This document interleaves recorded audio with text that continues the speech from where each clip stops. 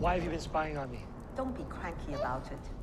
We have to ensure that she stays in the Chancellor's seat. Who's we? Emperor. You have me confused with someone else.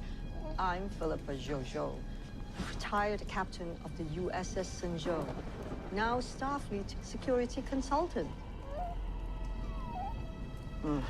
Children of parasites, ungrateful, inconvenient. I had to find someone else to feed mine, or I would have gotten nothing done. I will consider that advice. Thank you for your help. Gratitude is premature, as long as the disemboweled leader of House Core is splattered on your floor. He took our child, tried to force her to abdicate. We were defending ourselves. Kolshaw killed your uncle. It's an eye for an eye. I need a word with the Chancellor.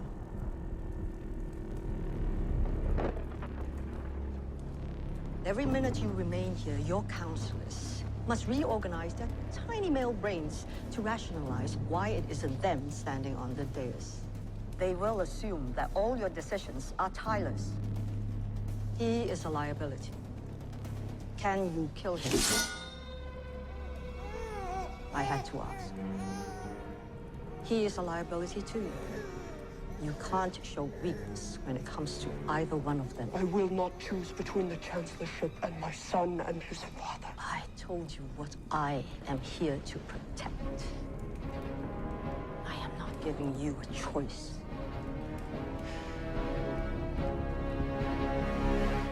Hey, okay, well, I am not David Zimmerman, and so we're gonna call it the Dish with Siege, a very special Meet the Biz.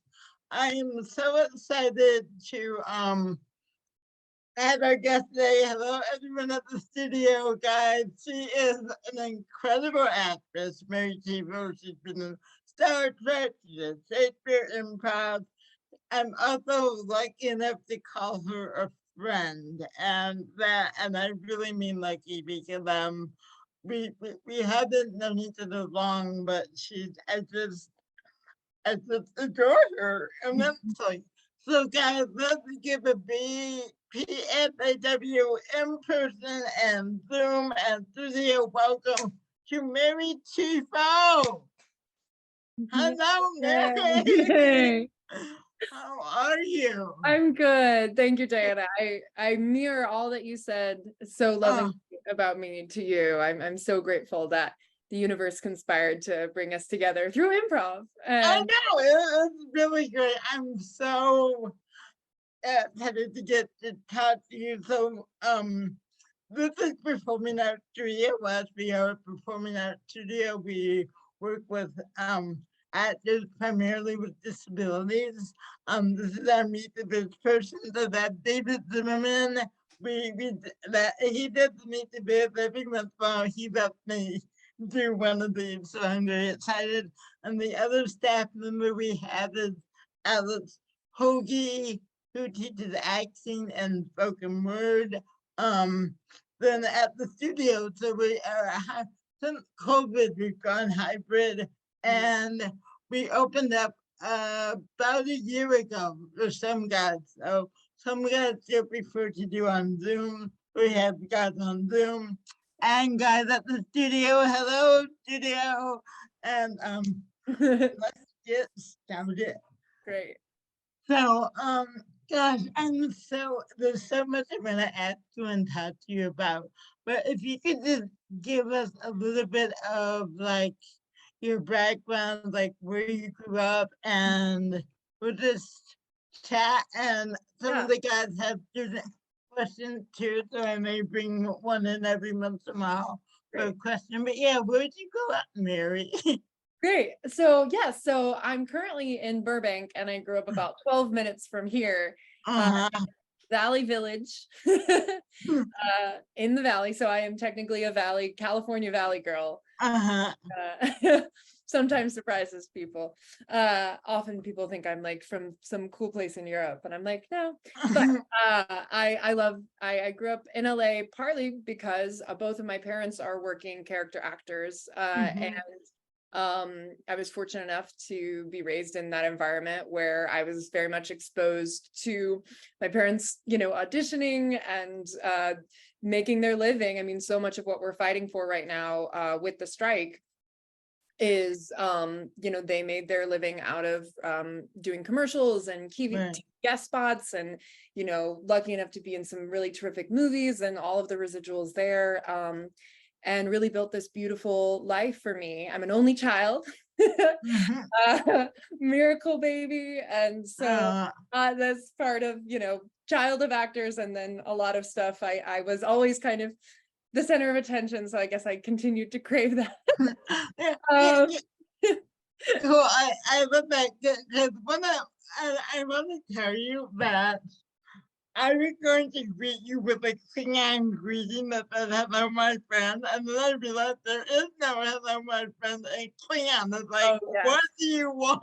And I was yeah, like, yeah, Nuk nech, I right. would have felt really weird just saying, "What do you want?" to you Yeah, because that's not in my earthly brain to do that. I love it. So the thought was there. Yeah. Um, so how would you, because you said you were only child, so what 3 words are some words you would use, 3 words you would use to describe yourself as a child? As a child, ooh, Yeah. that's great. I don't know if I've ever been asked that exactly. You've been interviewed by Diana before. Yeah, exactly. First of many, I hope. um you know, interestingly, um shy is the first word that comes to mind. I'm a very, now a seemingly good extroverted person, Right. but I do feel I'm an extroverted introvert, that like as a kid I was very shy, Mhm. sensitive, and imaginative. I would Wow. say those were, you know, the key things. I think, and I still am working through this in my Right. life and therapy and all this sort of stuff, but Right. have always been someone who's, yeah, naturally, I think, empathetic and sensitive, and definitely was, you, like I said, like in a lot of ways liked taking space, but I think overall it was like within my own imaginary worlds. And Mhm. I think being an only child, I was more comfortable doing that Right. within myself. Right. Uh, and so then if I was kind of like out and about with other kids, I don't, I wasn't the kid, like I think I was like a quiet leader, but not, Right.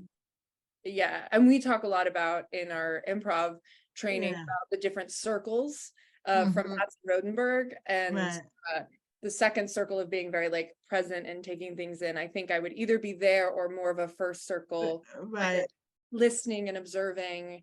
And then I did love singing, which Wow. actually in our class the other night in one of our improv classes, a lot of my own personal biography came into one of my characters of I being love a kid that. that like loved to sing, but kind of on my own. And then I think that sometimes bothered the other kids, but I love I kept that. singing anyway. So your parents were actors, but we don't not always necessarily do what our parents Yeah. do. So did you have an aha moment when you knew that what inherited the gift, but what was your aha moment, Mary's aha moment when she's like, "Oh, I want to do what mom and dad do." Did you Yeah. have that, or was it always Yeah. there? It's funny because it truly was, there was like a certain aha, and I love telling this story because growing up around my parents, like I said, going to auditions, dressing up as different lawyers, doctors, Right, whatever, right, as a kid, I thought that's what everyone did. Like that's what adults did, was they right, pretended to be all these professions, because then you see it on screen and you're like, oh yeah, that's what everyone does, is they pretend right. things. And so it was around fourth grade that a friend, like I think it was probably also part of like my brain just starting to continue to develop, was they said, yeah, my mom's a lawyer or something like that. And I was like, no, or I said, you know, oh yeah, they pretend to be that, but then they're your mom. And they're like, no, yeah, but they studied really hard for a long time to be a lawyer, and that's actually their profession. And whatever it was, around that time it clicked that what my parents Right, did was an actual profession, and that other people actually studied to be doctors and lawyers and whatever else. And right.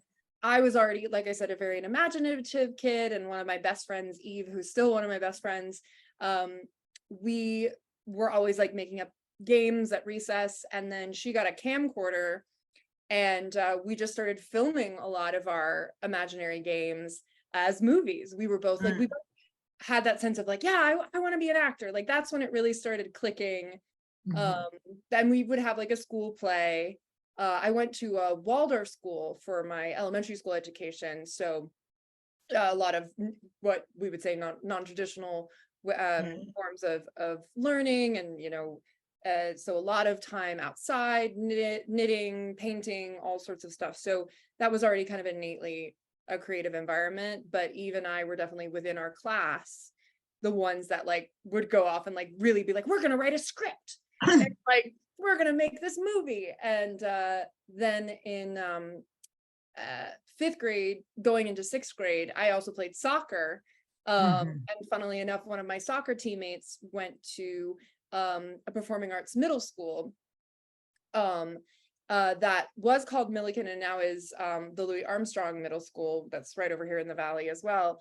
And she said, she really loved the program, and I was looking at switching schools anyway for various reasons, and thought, oh, well, why don't I audition for this musical theater program?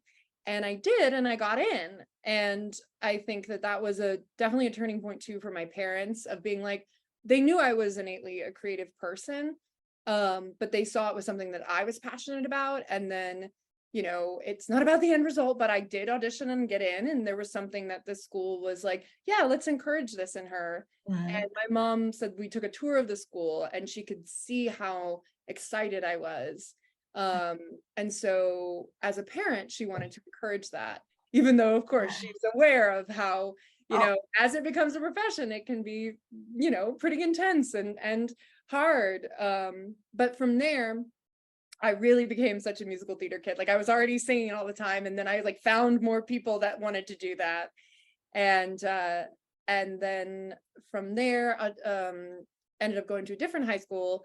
It was just a middle school, so I had to go somewhere else. And I went to Campbell Hall, where there's an incredible, still teaching there, Josh Adele is their high school drama teacher, and his wife Megan Adele is the head of the whole drama division from elementary through high school, and they are amazing, awesome humans that I'm still good friends with. And he really teaches. He did trained Strasbourg at NYU, so incorporated a lot of that training into our classes, and we did a play and a musical every year. So I was like full-fledged theater kid, but also really loved, I really became impassioned by art history. I did quit soccer after middle school, but was also doing dance, and just was very academically inclined across the board. I just generally want to be as good as I can at as many things as possible. And as the years progressed in high school, we start looking at colleges. I realized that a conservatory program was really what I wanted to do. And that all of that energy that I had around any academic thing or whatnot, I could channel into this one particular thing of acting. And so that's what led me towards Juilliard, where and that was my question. I had one more before that, but you kind of answered it. But and that you got encouraged by your parents, because some parents, when they're actors, they're like really scared for their kids. They know how hard it is. So, what lessons did you learn having parents who were actors and going with them to audition and seeing what I might call how hard it is, and not always being the glamorous red carpet part? What lessons did that instill in you that you might still carry with you today, or that do you think that benefited you and not having quote unquote, oh, I'm gonna be a star and have stars in my eye? Do you know what I'm trying to say? Absolutely. I mean, I think you really, like, how you've presented that is exactly how I feel. I feel so grateful that because they were working actors, there was a respect for it as a living, and that I saw the mixture of the excitement over booking a commercial that then ran for 3 years, and the excitement over doing a play that like spoke to the core of something that my mom wanted to say. Like, and not saying that that all art, getting paid to be an artist in whatever capacity that we can, all the different ways as artists. And again, this comes up during the strike as well, is they're like, well, we got to run them until they're desperate. And it's like, our lives are innately a gamble as artists. Yes. So Yes. we're kind of used to being on the edge. So I did really witness how there were so many different ways to celebrate that, but also, yeah, to what you were saying about you honestly, you just said it so well, but seeing, yeah, the ups and downs, and seeing that that there's also a value in having friends and family, and also that it's not this huge glamorous thing. Even even the A-list movie stars who are hanging out at wherever, like, it's not always glamorous for them either. Right. But I think that was not why I wanted to act. Like, I definitely, the mixture of my parents plus the theater people that I was in middle school with, this great drama teacher Josh Adele, like, I was in environments where the value was put on the craft and the development of self for the craft, that you have to do so much personal work in order to do great creative work. And yeah, so I think that I just, yeah, a certain sort of fantasy of being an actor was never the fantasy I had. And I think it's continued to ebb and flow, because at the same time, and I feel so fortunate with Star Trek, which I'm we'll speak to, but like, I am such a genre geek, like, if anything, that is the most glamorous thing, like, to be in a genre thing, to be a heightened character, archetypal character, to be a creature, that sort of stuff, like that was my biggest goal. And I hope that, I haven't achieved that goal. I hope there are more and more characters where I get to embody that. But the sort of, I love that that's my dream, is like to be a female Kylo Ren. And like, and so if that's the most kind of, I would say, like, glamorous fantasy that I have, is just, but to me, it's about the work. I want to just embody that sort of character. It's not about, oh, good job, you were on this show. I'm going to get to Star Trek in a minute, but I do want to, you kind of answered it, why you wanted to attend Juilliard, and your dad went to Juilliard. You were like the first alum, like a legacy, and my dad's alum, so that means, guys, her dad went to Juilliard and graduated, and I believe Mary was one of the first second generation actors to go, which is really incredible. And guys, Juilliard is a very prestigious performing arts school in New York. So was it your dad, was it going to New York because you were an LA kid and having that experience? What was it that, because there are great schools up and down the coast as well, so what was it about Juilliard that made you say that, and was that the only place you applied to, and what was that whole process like? Yeah, yes, yeah, and I love speaking to all of this aspect of my experience in finding Juilliard. And yeah, my dad, they each class has a different group number, and he was group 6 and I was group 4. And what's interesting is, because he had gone there, I think I also didn't have maybe more of a glamorized idea of what Juilliard was. I knew it's its reputation is that it is extremely rigorous, and that was definitely true. But I didn't. Both of my parents, my mom's from kind of all around the South, and my dad's from Long Island, and both ended up in New York initially. He was there at Juilliard, and then was there for a while doing theater, and then my mom moved after her college experience at East Carolina University to New York. So they both have a real kinship for that city. And then they both moved to LA before they knew each other and met in LA. Right. But as a kid, if we did take any form of a family vacation, it usually was to New York. We would maybe go to North Carolina, where a lot of my mom's family was, and then go to New York. So that was just like a place that, you know, I had some relationship with. And then in high school, when I was in 10th grade, so before like really starting to look at programs, we were there for I think a week seeing some shows or something like that. And my dad said, hey, you know, I went to Juilliard, which is a performing arts, you know, conservatory, you know, acting conservatory, and like you're starting to look at colleges, I could reach out to the current administrator and see if we could get a tour if you want to start thinking about it. And I said, well, yeah, that would be great.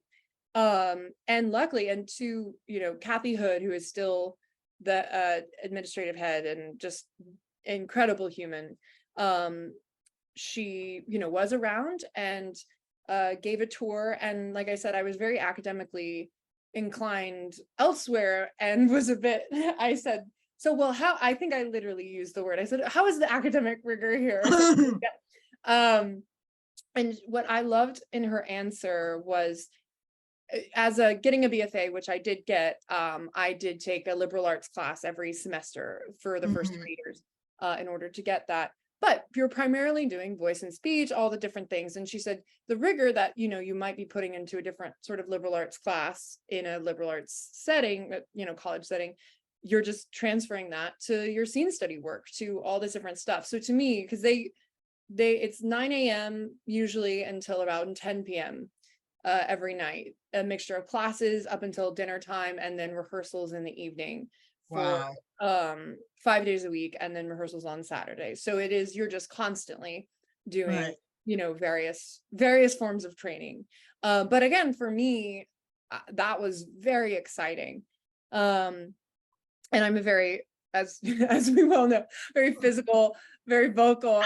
Yes, you are. Yeah.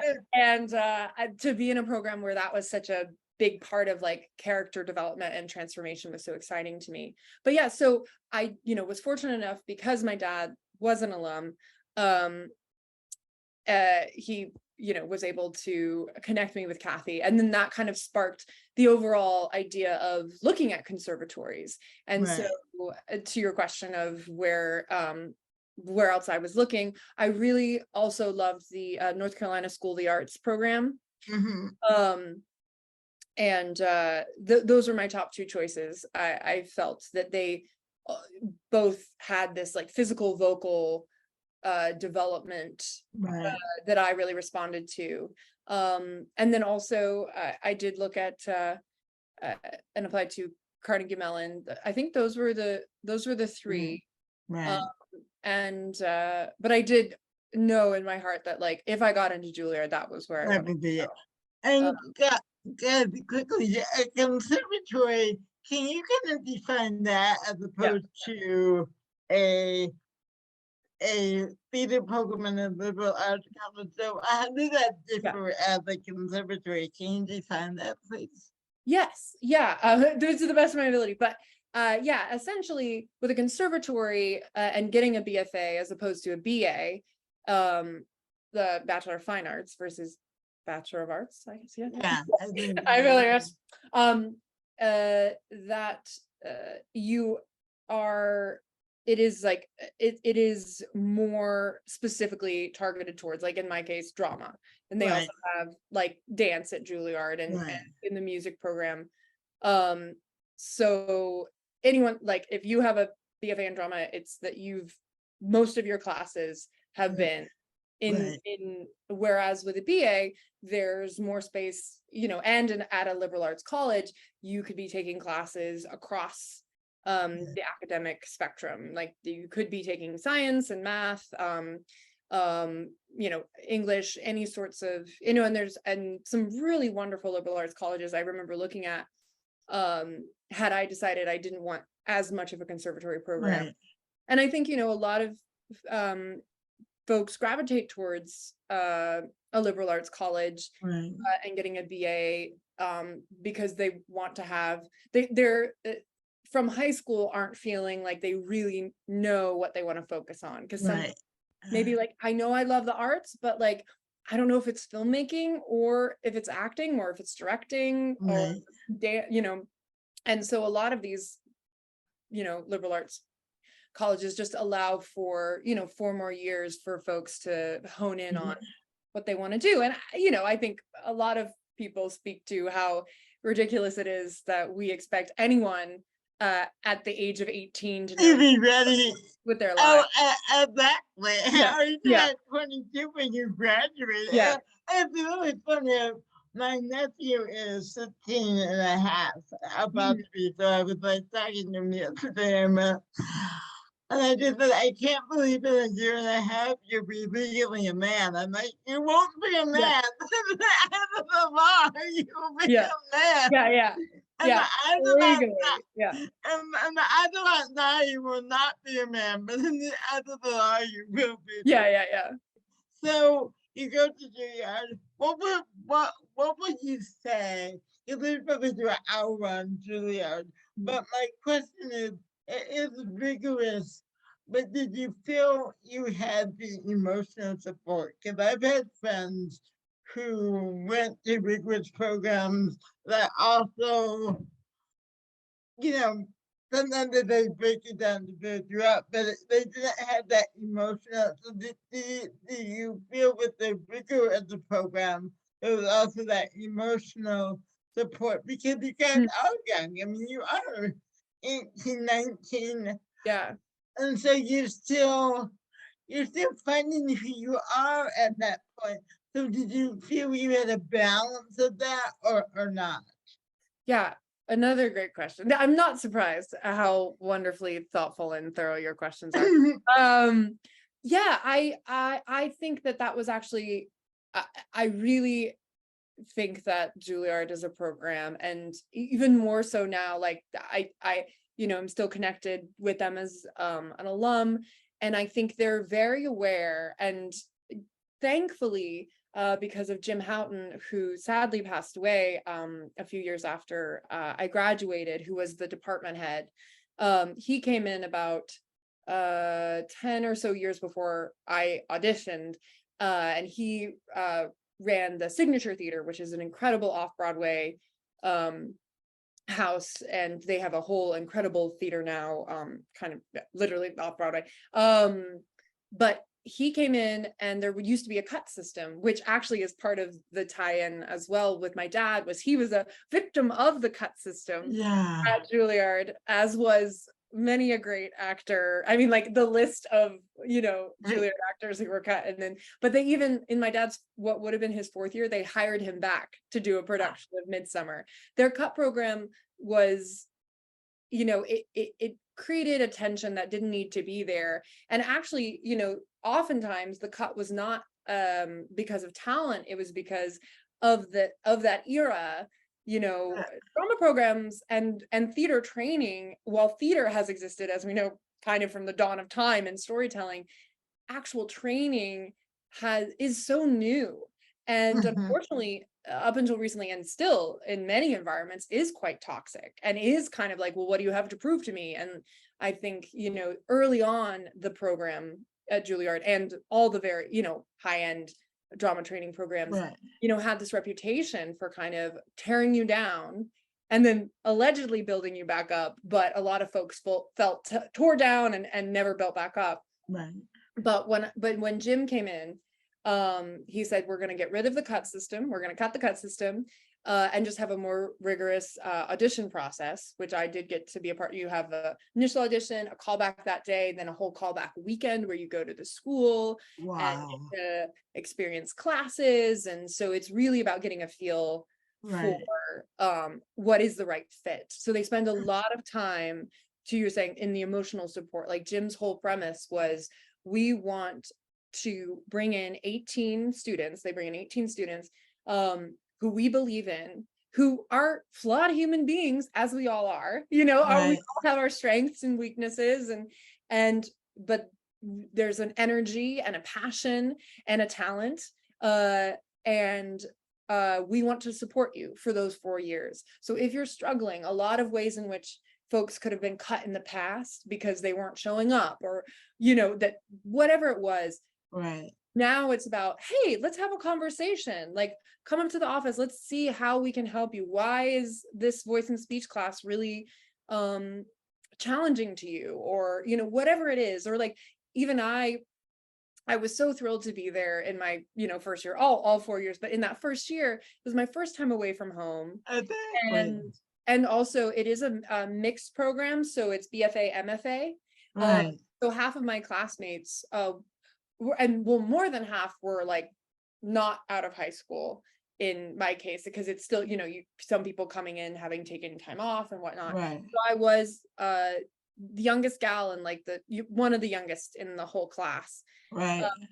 And so, and very close with my parents, very, had this great drama teacher in high school, had a lot to be nostalgic for, to miss, even though I was so thrilled to be in this incredible program and building this ensemble with my class, which we were a very strong class. We were a lot of leaders. And I think the first semester and first year, we were really, finding ourselves. There was a moment where it like all clicked, and then we just continue to build awesome shows together, because you are with your one class. Like, all the shows that you do are with this core group of people. Oh, that's really cool. Yeah. And but to like what you were saying about emotional support and everything, there's such an awareness. Like Jim would say, we're not taking away the rigor that the school's known for. The rigor is going to be in the classroom. We're going to ask big asks. We're going to have you memorize this poem and then work on this scene and then do, whatever, all this stuff in one day. But he set up that every Tuesday we had a community meeting. And sometimes we would have reading, because there's a playwriting program, a 2-year playwriting program that we we would sometimes have a reading of one of the current playwrights' plays that they were workshopping. We would have guest speakers. We would even watch a certain film and have a discussion afterwards. But it was just, I think, about 2.5 hours of every Tuesday afternoon where all 4 years would be together, because it's also very easy to get isolated just in your own class. Right. So he instated that. There were just a lot of different ways in which the faculty and staff made it clear that they were there to support us. And again, I think there have been further discussions even since I've graduated around that. And I know that, certain students vocalize needs, for more than that, because as we well know, we're still living in a patriarchal cis white male world, Yes. an ableist world. There's still plenty of racism and plenty of homophobia and transphobia and heteronormativity. There's lots of stuff we're still grappling with as a world. Right. And what I've witnessed, I witnessed in my time there, but I think the conversations we're having are much more in depth now. And I've witnessed the school engage in that, and particularly the drama division. And I'm just really grateful to celebrate that I've witnessed that they are eager to grow and change, and that they want the program to continue to improve. And I think it's an interesting challenge, because again, with emotional support, and I felt very empowered in my time. It's challenging because you're pulling out all your stuff, and I felt like I was also really theater had been this like great escape and this wonderful thing that I was a theater kid, and this treat, and then it becomes your constant reality when you're in a conservatory program. Right. So you're faced with a lot of demons, you're faced with a lot of stuff. And so I was then forced again to look at myself as Mary, and as an actor too. I'm like, and particularly someone who gravitates towards creatures and transformation, I was like, I want to be other people. But instead I was having to reflect so much inward on who I was. And since then, it's been however many years since I've graduated, I continue to do so much investigation, and I do witness how they are in response to the industry. And I think it's an interesting I've just been very reflective over the past few years on like the cyclical nature, or even there's just like of institutions, like training institutions, or like even talking to my high school drama teacher recently about like what his goals are as a high school drama teacher to help his Right. get into these sorts of programs. Exactly. And then what these programs are doing to train, because I say so much of the training I got at Juilliard empowered me, it literally trained me and made me a stronger artist for sure. Right. And I'd like to believe that I could have done what I did on Star Trek if I hadn't had those 4 years. Right. But Right. what it certainly instilled in me was my stamina, and that I could do these 18-hour days covered in rubber and, you know, all this sort of stuff. But I do, in looking at the industry overall, and I think we are doing that, and the strike is part of that as well, but like looking at the standards that we have set for what it means to be a great artist, or to like that actually a lot of practices that have been in place are not healthy. Right. Right. And that we need to examine that and actually create environments that are more conducive to emotional support and physical support. And I hope we're continuing to move in that direction. So I love that. So we're gonna get a journey since you brought up to Star Trek, where I have to say, because I know you're programmatic, you love your programmatic. I'm not a Trekkie, but I've watched Star Trek from time to time. I hadn't seen any of the Discoveries. So when we had that conversation, I remember I asked you if you had other, because I knew Maddie was teaching it, and I just asked out of curiosity. And when you said you went to Star Trek convention, my thought was, oh, that's interesting. But I read that. It didn't even clip then that you were on Star Trek until Maddie sent me a picture. I was like, oh my God. So, I love Julie, are you here? I think Julie had a question. Julie, are you here? Is Julie here? Hey, Okay, Julie, you wanted to ask Mary a question. What did you want to ask? yes, I have a question. Yeah. What's the process to your audition for Star Trek? The audition process for Star Trek. Thank you, Julie. Great question. Yeah, and also beautiful where you are. It's like I In love your Chicago. full- Great! Wow, that's Chicago. awesome. Yeah. Yeah, it was a very unique process for me, because my character Laurel was initially intended to be I was almost more hired as a template for the new female Klingon aesthetic. Right. They were, Right. as anyone here who's a Trekkie knows, there's always controversy over the Klingon look, and we had a very new, distinct look that was being developed. And at the time, they were looking for you know, I'm 6 feet tall, I have angular features, I came from this Juilliard training. I had been graduated from Juilliard, I think, for about a year and a half. And weirdly enough, serendipity highway, as I like to call it, I was doing participating in a workshop of a one-woman show about Carson McCullers, this great Southern Gothic writer, queer woman for all intents and purposes, like at the, you know, she's in the 40s, but and a kind of a predecessor to Harper Lee. Wrote a lot of those sort of tomboy characters, and really, if you aren't aware of her writing, she really was pointing out a lot of interesting things in that moment in time. But I was this will tie into Star Trek, I promise. But Suzanne Vega was developing this one-woman show with music, and the producer at the Rattlestick Theater, another off-Broadway house in New York, had seen me do another reading where I was a Southern gal who sang, and asked me to help. Basically, Suzanne was going to do and has done this full show, but she was writing it, and he really felt that she would benefit from seeing it on somebody else who could really play around and, again, just help develop the play and the character.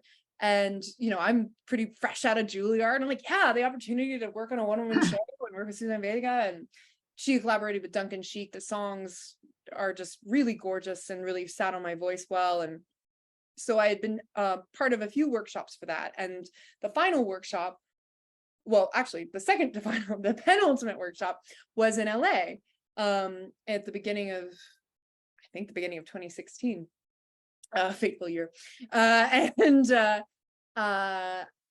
We've had performances over 2 weekends in LA. And I invited, you know, anyone and everyone within the industry that I knew. Unfortunately, there were some folks involved with the development of this new Star Trek who came to see it.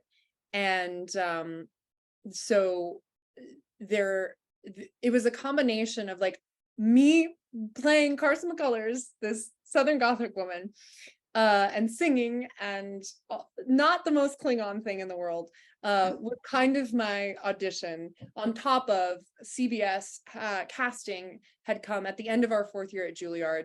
We do showings, or showcase, technically is called, actor presentations, I think we say, so it doesn't feel so like, look at me. And we all do like 2 or 3 scenes, and like, you know, just kind of like present ourselves. It's a very stressful, like, even as much as you try and embrace the like, let's do the thing that you're passionate about and be creative, it's still a stressful thing. But anyway, I had done that, and the CBS casting folks had asked to speak with me at the time, and, you know, I had a meeting chatting with all of them, just more of like a general meeting of, you know, we appreciated your work and are excited to keep you in mind for things in the future, essentially. And so it was kind of this perfect storm of, my name came up to casting when it, again, this Klingons were a central part, especially of the first season of Discovery. And so it was pitched that I would, especially for the molds, literally the Klingon face, that I would be this female commander. And, you know, this was after the sequel Star Wars had started coming out, and Gwen Christie had played Captain Phasma. And I think a lot of inspiration from like, yeah, let's have these female characters who, you know, are in, you know, traditionally male roles. And as my character, you know, on Trek really gets to explore, Klingon society is still pretty patriarchal in a lot of ways. And so once that was set, that they were like, okay, Mary definitely has the training and background, and they knew we were going to be speaking a lot of Klingon, and they knew from Juilliard training, again, like that is, you know, another aspect of going through a program like that I'm so grateful for, is there's a lot that people know. Oh, she spent 4 years working on voice and speech, doing Shakespeare constantly, will have a facility for the text. And then physically too, we do mass class, there's so much physical training. So I was cast in August of that year. And they got a mold of me and started building from there. And then we didn't start filming until like January of that following year. And my character I had like a few moments in the pilot, and then in the second episode, it was kind of a 2-part pilot where it was clear that I was kind of the second in command to Kuvma, who is the head of this one particular house, Klingon house. And then that was what we knew. That was what I knew. But the showrunners at the time, Aaron and Gretchen, knew that they wanted to have this very key plot point happen in the Klingon storyline. And luckily, I think from those first 2 episodes, there was literally, actually, it's a lesson in listening and presence as well. This whole part where the big leader is like talking a ton, but they were just doing my coverage. And I literally am not saying anything.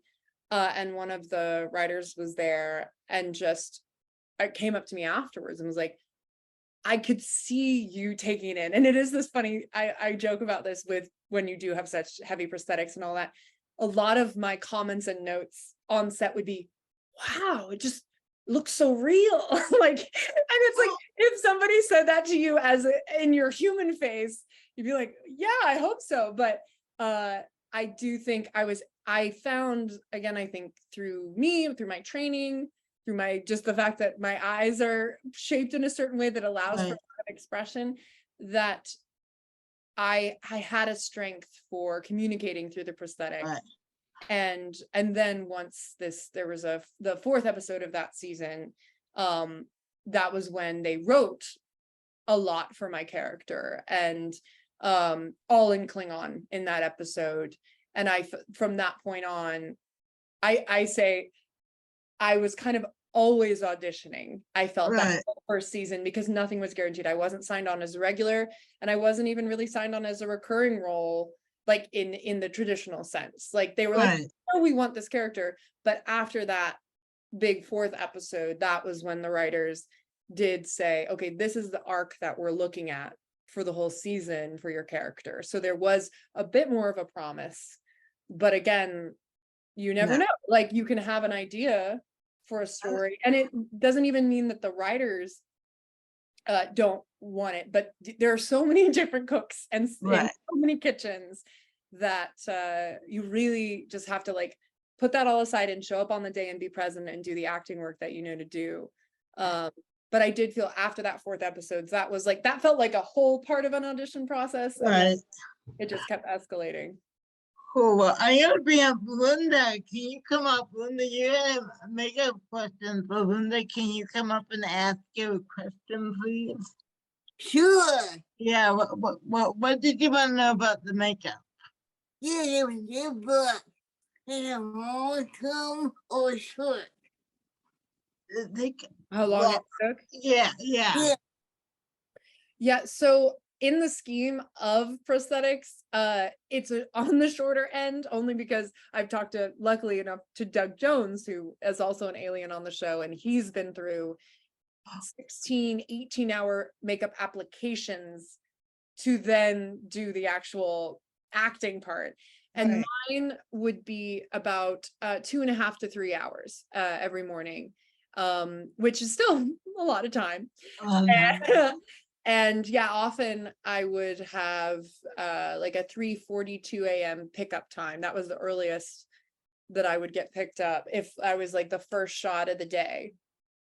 And it was a whole process of, you get to the makeup trailer, and they would, at the time my hair was much longer, so they would braid it back and put on a ball cap, and then I would go to the prosthetic trailer, and then they had various different iterations of the prosthetic, but kind of one big cowl that was kind of made me look like a knight. and then they would put initially it was just one kind of mask on top of that that they would glue, but then as my character developed and it was clear that I was going to be doing more, they made a separate chin and separate lips, again to help try and create more nuance. And then there was one part where I had prosthetic from the hips up, and that application was about 4.5, 5 hours, but I only did that one once. And then in the second season, they added hair back to the Klingons, and they did that in part because they were hoping it would save time, but then because of the nature of the prosthetics, and it was actually became just as much time, because then they just had to put the full prosthetic on, and then wigs had to come in and literally sew the wig into my Klingon scalp. But again, it all looked really great and was really fun. But yeah, it's a lot of time, and you do bond a lot with the makeup artists, and all of them. I was so fortunate. James McKidden, who was the head at the time, he went on and it was the head of Picard makeup as well. But he's just really a sweet, sensitive human. And what the makeup artists have to do like I'm there emoting through it and drooling, and they're having to re-glue my lips and all this sort of stuff. But they're having to do that constantly. They're kind of looking at the monitor, making sure it's looking real and good. And I mean, that level of concentration, I just have such a deep respect for what the makeup artists have to do. And if we're doing our jobs right, you're not thinking about the fact that I'm a human under there, and you're not thinking about the fact that there are makeup artists touching me up between takes. So it's I always try and celebrate the folks behind the scenes, because it's just so much hard work. That's so weird. All right, Luke, speaking of being a Klingon, Luke, are you here? Luke, Zimmerman, are you here? Luke. Yes, I'm here. Okay, you want to know something, remember? You want to know about the language. What did you want to ask about the language? Mm-hmm. Yes, Dad. The language. How you learn it? Do you went to school, or you just learn it yourself? You sound like a Klingon. Mm-hmm. How's that for you? Yeah, I mean, every Klingon on the show had like a different technique, which was really fun. And I think had we had more time, I think there was an idea at one point that we all really would get to like study it together and all that, but nature of the industry, we were kind of like, and figure it out. But we did have a translator, Robin Stewart, who is, I believe, the #1 Klingon translator, because the Klingon Language Institute is a legitimate thing. There are folks who speak Klingon fluently. You can sign up today and start learning. You can also learn Klingon. I actually did get the Duolingo, and just to like see how much, and I certainly don't speak it fluently. I very much learned how to pronounce it. But yeah, when I first was cast, there was this huge swath of time as well before we were going to start filming. And so I just, was like, I want to consume as much as possible. So I found there is the Klingon dictionary that you can order online. Mark Ogrand, who is the linguist who developed the language initially, he oh yeah, was it? He just said I see. Yeah. Great. And he initially came on for one of the Star Trek films. They needed some Vulcan to be created. They actually had, as it was a certain scene with Spock and another character, and they were speaking in English, but they were like, oh, I think it would be more interesting if we actually had it that they were speaking in Vulcan together. And so he had to look at their lips and basically come up with language that would fit their lips, but that was Vulcan. So that's how Mark initially became involved with Star Trek. And then eventually, when they had some Klingon stuff, they asked him to help develop it. And initially, most of the Klingon stuff was on the bridge. So it was a lot of barking, sort of like fire and that sort of stuff. And that was something with Discovery, was the scenes that we had in full Klingon was the most amount of like Klingon language that was seen on screen that was not on the bridge barking command. But from that, I think, that was 70s, 80s, that they were really being more featured in the films, and that's when the language really caught on. And then you did the Language Institute. I don't know the exact year that it was really founded and started developing, but since then folks continue to learn it and add to it, and Mark is an active participant in continuing to build the language. And so I had gotten that dictionary and just like read through it, and just wanting to be familiar with the symbols. Like there's like the ancient Klingon symbols that not trying to learn that, but again, from my Juilliard training, International Phonetic Alphabet is a shorthand for different sounds in the language. And so Mark had made a similar sort of shorthand for Klingon sounds. So I was just kind of comparing those. And like one fact that I really love about the language is that there's only one sound for each vowel in Klingon. So in English, we've got like there's one thing we say, who would obey all honest fathers? Like it's all these like slightly nuanced sounds. And with Klingon, they've got like one ah sound. So got familiar with that. We had our translator who the writers would write the English, the translator would get the English scenes, translate it to Klingon, then send it to our dialect coach, Ria Nolan, who's this wonderful Canadian woman, dialect coach for many things, who did not speak Klingon, but now can pronounce it very well. But so she would, and Robin, the translator, would pronounce all of the sounds, like all of those sentences and words, and then would, when sending the translation, would do what we called back translations. So it was literally every word had the English translation under it. So it wasn't just like swath of sounds, here's what it generally means, which is what you would get in the subtitles. But it was like, this is exactly the meaning, which was really helpful to me because I need to memorize the meaning. Like, to me, I needed to have that connection, as opposed to my other buddy, Ken, who played another Klingon. He it was all the sounds, and then he would kind of infuse the meaning on top of it. But for me, I would have different 2-hour sessions with Ria, where we would go through all the scenes I had and do the kind of word for word.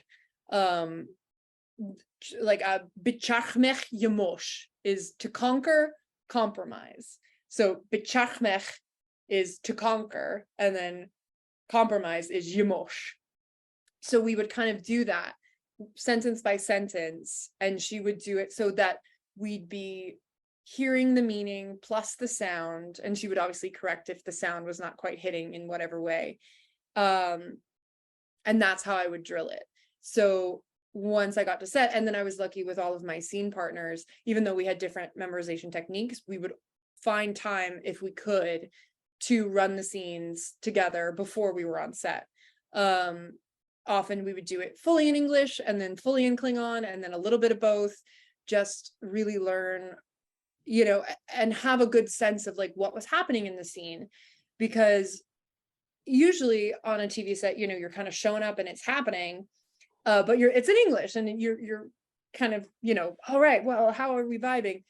But if you're covered in rubber, you've got armor on, there's all these lights happening, there's so many other factors that can get in your way of just finding out what the scene is. We knew that we wanted to have taken that time together so that we could check in and be like, right, oh yeah, that's what we discussed, that this is what's going on between our characters. And I do think that was a huge factor for me in that first big episode with Shazad was my main scene partner.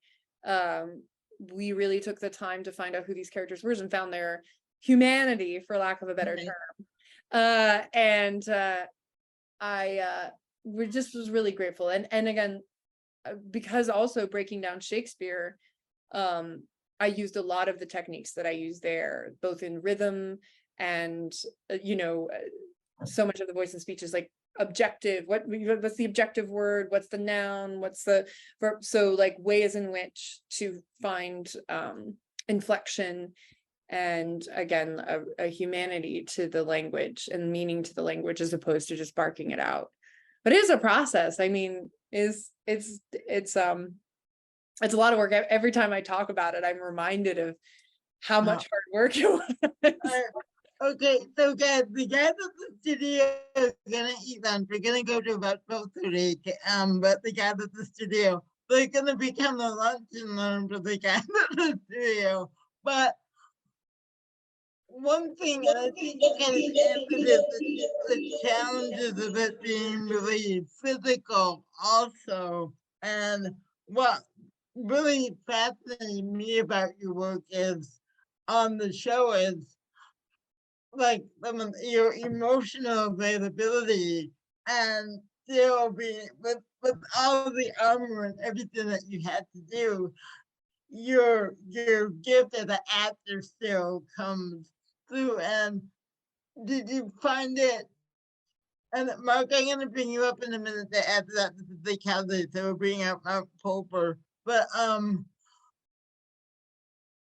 know I don't know if you have things to compare to, but were there different emotional challenges that you had because the character went through an arc and like there's something that I mean, one thing that I really like, and I think it's because we're friends too, and I know your commitment to feminism, playing really powerful, bad, blunt characters. But did you find it more emotionally challenging because you had this armor on, yet you still had to go through the emotional arc, like giving Yeah. up your child and things like that? What was that process like for you? Yeah, it really, to me, what I learned to embrace and accept, and I think was a huge part of why, Laurel did get the arc and the life that she did, that they did utilize her as a character, was I was like, the audience doesn't want to see an actor struggling. Right. And telling the audience, I'm in this prosthetic and it's uncomfortable, or this armor is hard to move in. And I yes-anded in our improv way the circumstances. And I think, it did serve Laurel being a Klingon, being a woman in a very male-dominated world, Right. that both in the first and second season, in different ways, she was restricted and was trained, and she also her mother's side was from spies, from a house of spies, which I love. Right. She had learned to work from the shadows.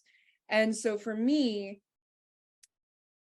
that's what I yes-anded. If it was hard to move in my armor, that was part of Laurel's struggle as well. That wasn't Right. Mary's struggle, that was Laurel's struggle.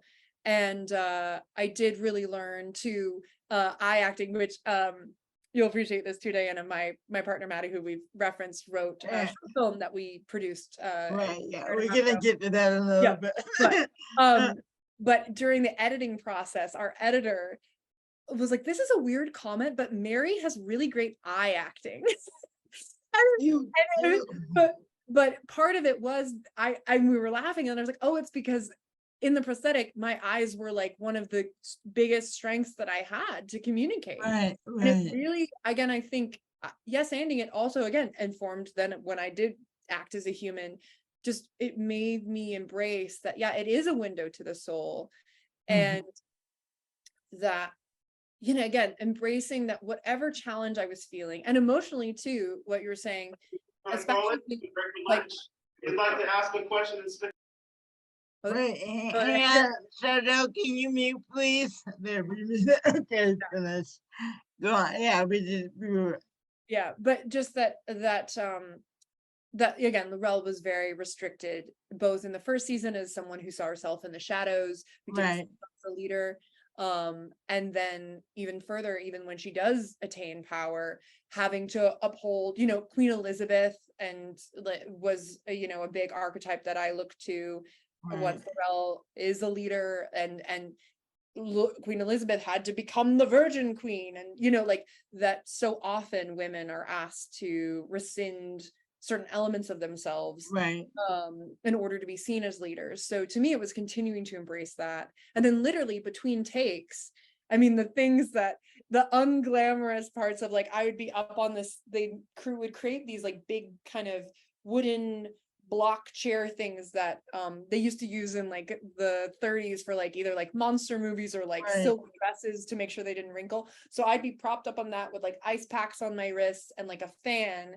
And like, I just, even between shorter takes, I couldn't really goof off that much. I had to kind of stay in the zone, both to maintain my energy for the day, but also to maintain the circumstances of Laurel. So as intense as it was, and again, these are 15, 18-hour days, the fact that I had to be so concentrated, I think helped keep my respect for Laurel and her circumstances and my craft, in check. And I know that I can and have done that when I'm a human, but I think we're more tempted Right. when we're on set and we can go to our phone or whatever it is. But I literally couldn't because my fingers wouldn't. So I felt that both, literally, physically, when I was on camera, utilizing whatever I had, and also Neville Page, who was the creature designer, I was able to speak with him a lot, especially in the first season. And I was already starting to really use my head as well to indicate, processing and all that stuff. Because again, it was something I could do. And then he told me about the design that like he imagined that the sensors in this new Klingon design, that a lot of our sensors were in the back of our head. So once I learned that, I embraced that even more in how I presented the character. And again, so it came back to like the mask work that we would do at Juilliard, where you see yourself in the mirror and you start to create a character based off of that. And again, it's just like all these fun, juicy, creative ways to just continue to flesh out a character. And to me, it's a lot of outside in technique. But I really embrace that. I think we have this kind of inside out Brando, the actor studio technique that I think is very important and very great. Right. But I think that coming from the outside in, that emotional well can be just as filled, and for me often more so. I think even if I'm end up doing a character who's very human and not a Klingon and very right here, the work I need to do around it, I do need to take the time to like embody the language and all that stuff in order to then have it bubbling underneath. I love this. Mark Pope, are you still here? Yeah, unmute, buddy. Yes, can you hear me, Diana? Yes, but you had a question about the stunts, right? What was your question? My question is, Mary Chieffo, it's a pleasure to meet your acquaintance. It really is. Do you do your own stunt work, or do you have a double or a twin that does it? Your twin, do your parents have another child that we don't know? Yeah. There's a secret. Well, so primarily what you see on screen is me doing my own stunt work. Right. Especially the big fight sequence that like, if you've looked at my current like movement demo and stuff, that was me. They do have a double for me, and that was the joke, was like they found, bless her, this other 6 foot tall woman in Canada who was stunt trained, and like I remember being like, not that I'm the most unique person, but I'm like, it is a very specific ask, someone who's stunt trained, who is willing to get in prosthetics, who's around my size and height. Nicole was her name, and she would be a part, like they would also, the stunt coordinators have their whole team that they would like build the fight together, and choreograph it and all that, and then bring it to us. But I did, and I think particularly because the character movement is so specific.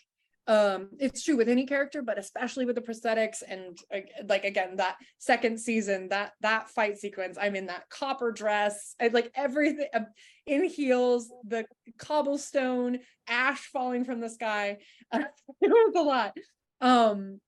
But I on the day that we filmed it, we had about 6 hours of learning and practicing it the week of, and then that Friday is when we actually filmed it.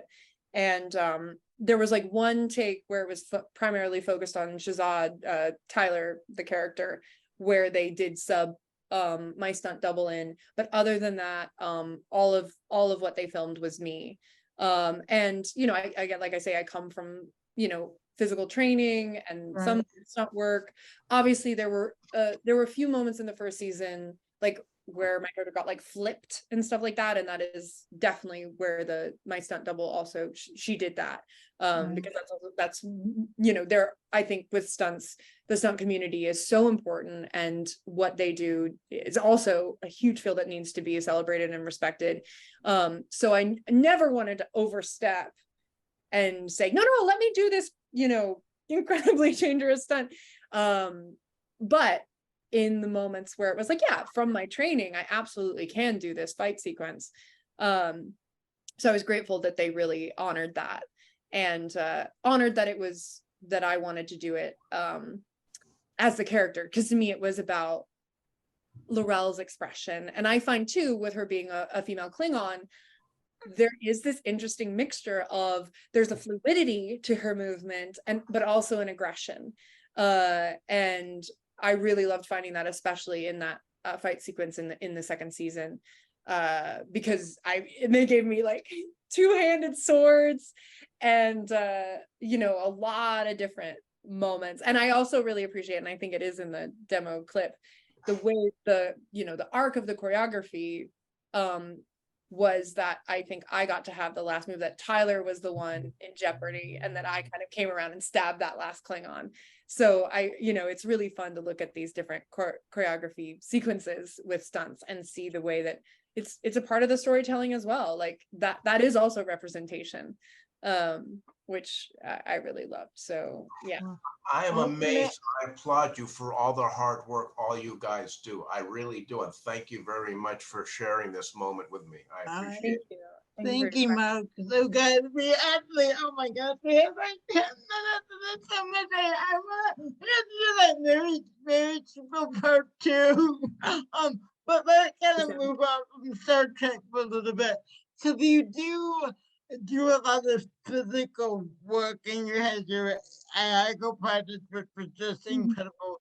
And what is that just again something you really, and you got to work with Viola Davis and the tenant, do you really enjoy? What about that do you enjoy? If you do it, so you obviously enjoy, but what is it about the physicality of character discovery that you enjoy?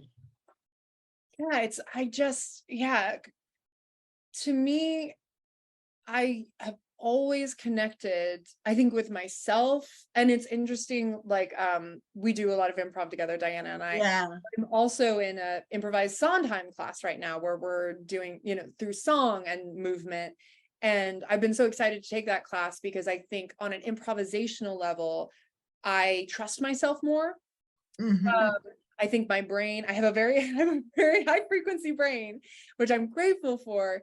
But I can get caught up in it, and until I like take the time to breathe and check in with my body, I think I can get caught up and not be as present as I'd want to be. And so my mom would always say, like, she could tell if I hadn't like been outside for the day or like done something physical, because I'd just be a little bit more anxious or whatever as a kid. And so I've just always gravitated towards it. I also, luckily enough, like I was doing soccer. I also did a lot of modern dance that was very focused on not like what's the choreography. It was like, you're a color. What does that color do? Or, you know, or what is, just kind of finding like metaphorical ways to embody storytelling.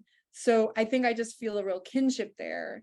And then, to this like the Iago project where we got to do mocap, like XN suits for animation, which was so fun. And I got to be both Iago as a character and the monster that she becomes.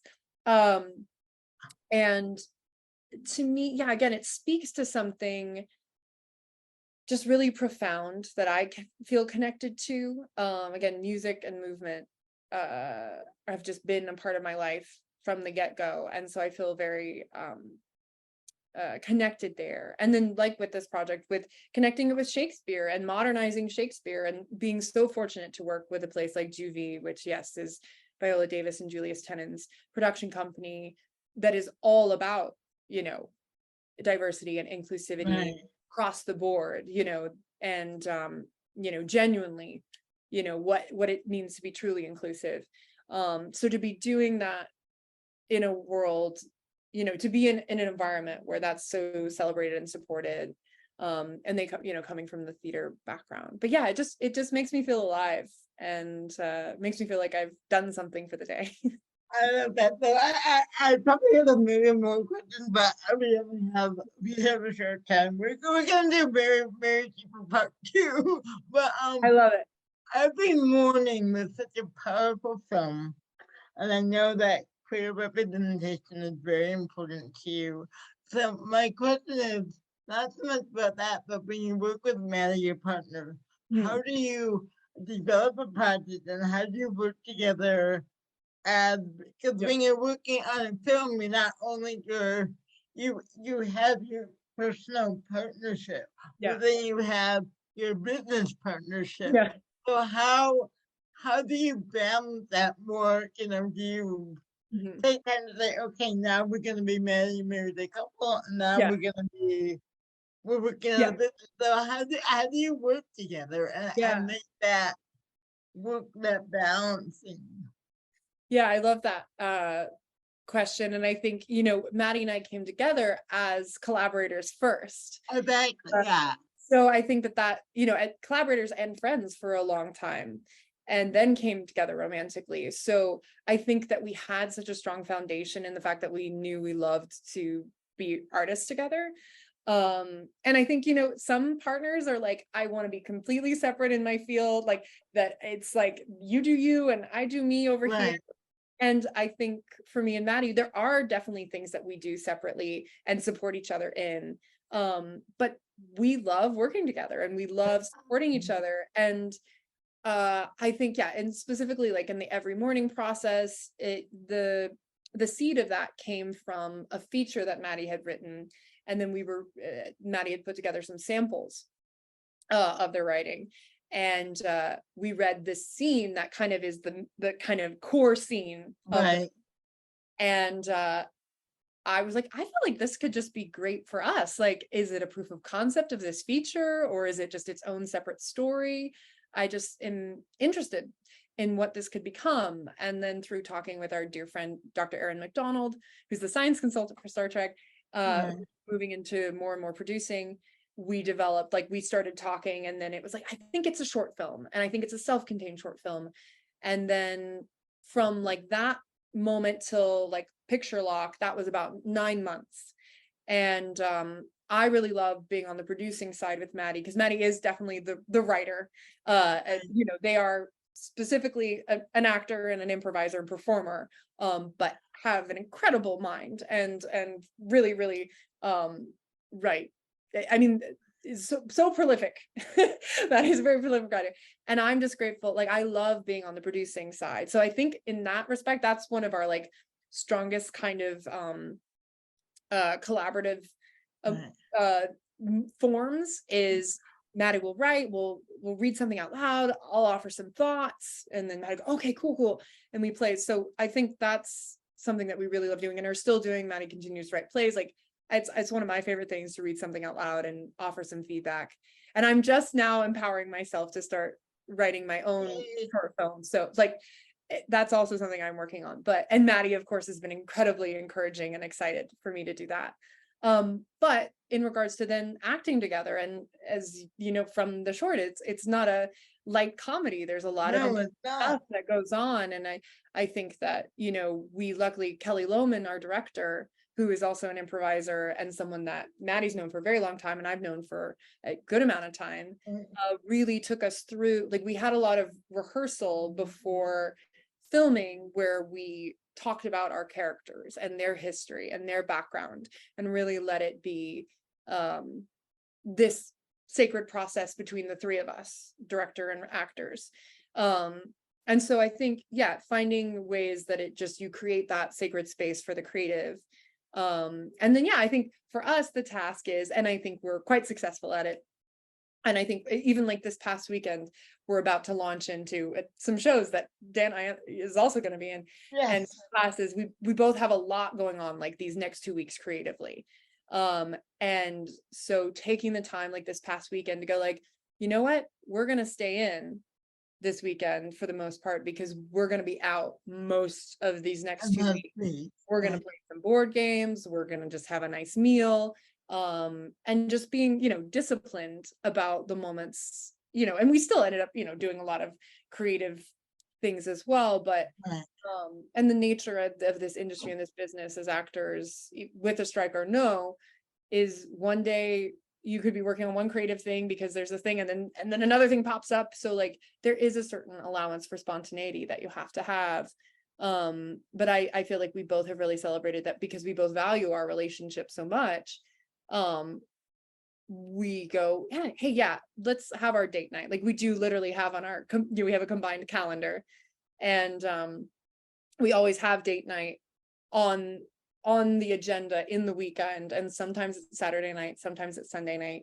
I And love all that. it may mean is sitting and watching a movie and having a good meal. Right.